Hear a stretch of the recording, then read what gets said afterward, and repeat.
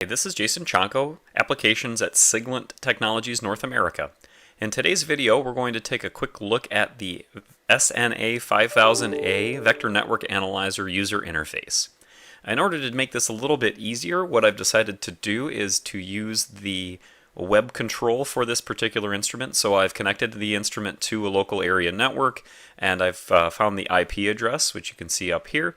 And once you type that in, make a connection through your web browser, you'll see the welcome window come up, and we're going to go to instrument control. And now what I'm going to show you is directly applicable to what you would see on the front panel. It's just a little bit easier to view here, a little bit more clear because the camera is much better this way, or the images. So just like to go through some of the icons and some of the user interface things that make this quite an easy instrument to use and quite flexible.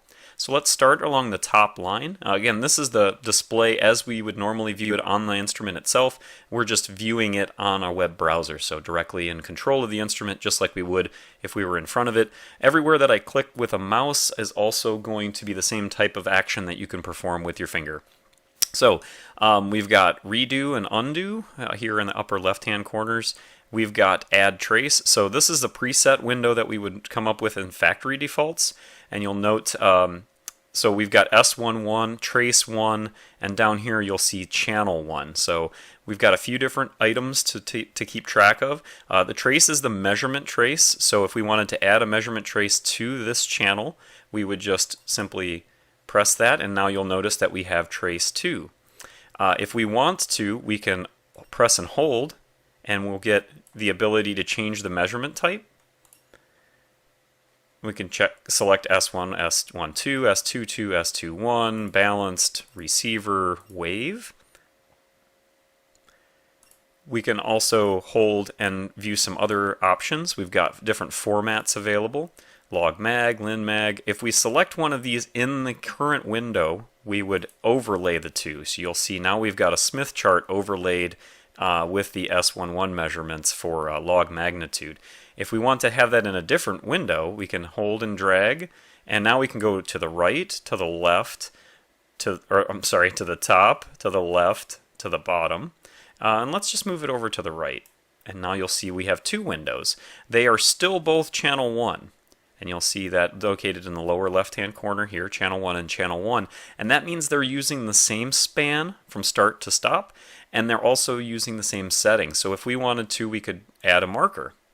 And now you'll notice that when we move marker 1, it moves on both both channel windows, or both the channel windows for that single channel.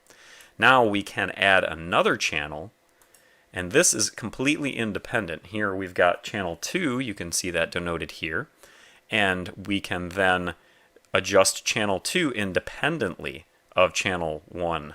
So channel 1, we've got two windows, channel 2, we've got one window. And again, we can add a trace to that particular window as well. So again, these are separate. If we wanted to change the frequency settings for this particular channel, what we could do is go up here, click on this, and we can go to System. Now this is going to give us access in the web control. This is going to give us access to all of the soft keys that would be available to us from the front panel as hard keys. And by going into the utility, again, we can see we've got various items available, but let's go to hard keys, and this is going to give us all of the front panel keys in a remote setting. So again, I'm on channel 2 window. I'm just going to change the stop frequency. And now we're at 5 gig, and you'll see that only channel 2, right? These are still at 8.5 gig stops. This is now at 5 gigahertz. So that's a way that we can open up different windows and have different channels and different measurements taking place in different places. So quite useful. Again, we can add marker here, and you'll see that it only affects the channel that we've accepted for that specific channel marker. We can also trash it if we want to, and so we can delete individual settings, we can delete individual windows just by clicking, and if we want to redo that, we can go back and put that together. We can save up to 10 undo and redo steps. We can also save, so we can save data, and we can select the file type and the trace type. We also have the ability to do file searching, and we can also capture screenshots. So if we press the camera icon, you'll see, and we can also save the smaller images if we would like, and we can preview those, so we can actually take a look at what the image is prior to saving it. Some of the other features that we have on the user interface, again with the hard keys we have the ability to adjust quite a bit for each individual setup, but we can also do more in each setting if we want to. We can, let's add another trace to this particular channel window and move it down.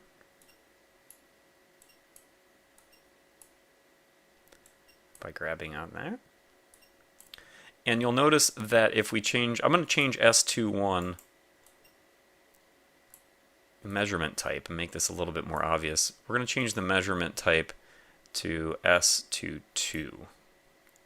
And we'll do, instead of log magnitude, let's change it to linear, let's do phase. And now you'll note that when we are active on channel, when we're active for that particular trace measurement type, the units are going to change. So if we click back over here to channel 1, you'll see that we now change the scale. So that's important to understand if we're overlaying multiple traces with different measurement types in the same channel window. The type of graph or the type of units that we see on the side is going to be directly associated with the channel that we have selected. So we can overlay a lot of things, but in order to be clear, we can get a lot of information on one display, but you still have some limitations about how that information is displayed. So just wanted to highlight that as a particular setup.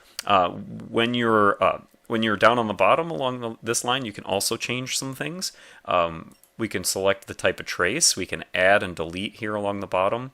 We can check the channel type and add channels. We can take a look at triggering and change that from manual, external, or bus. We can change the continuous measurement to single or hold. We can change the bandwidth or the intermediate frequency bandwidth. And so we can select from those values as well. We can also check and see what type of corrections or calibration we're using for that particular setup.